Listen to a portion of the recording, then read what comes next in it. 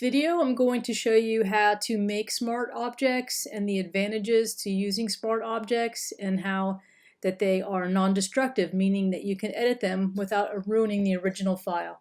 So I'm going to start off by copying this cartoon of this brain here, a smart object, do Control A to select all, Control C to copy, and paste it in. So you can see I have it as a regular layer in here. I'm going to convert it to a smart object though. So I'm going to go to Layer, Smart Object, Convert to Smart Object. Now you'll see when I did that, it gave me this little icon in the bottom right. That lets me know that it is a smart object. Alright, so I'm going to reduce the size of it. So Control T, drag it down and make it a smaller, just make it very small down here in the corner, and then press the check mark.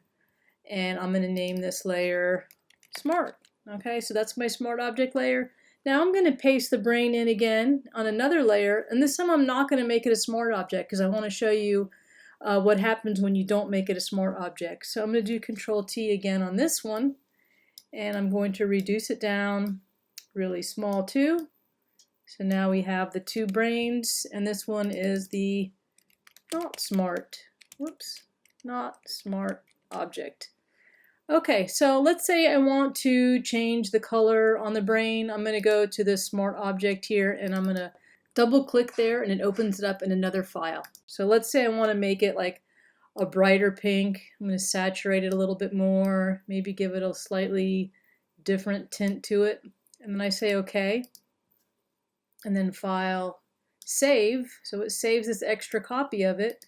And then I go back in here and now you see that it automatically updated that smart object in this file. So that's the first advantage to using a smart object, is you can edit it and in another file and it can update it automatically in the file that you've used it. And again, if I want to do something like change the size of it again, let's say I decide to make it big again. If I go over here to this non-smart object and I want to make it big again, so let's say I enlarge it back again, it's all pixelated because I destroyed it by making it smaller and making it bigger again.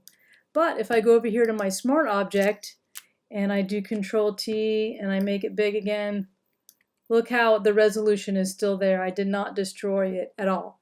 So that's the advantages to using smart objects, is they're non-destructive and you can change them without ruining your original file that you had in there. I can always go back to the same resolution and even change that color edit that I had on there as well.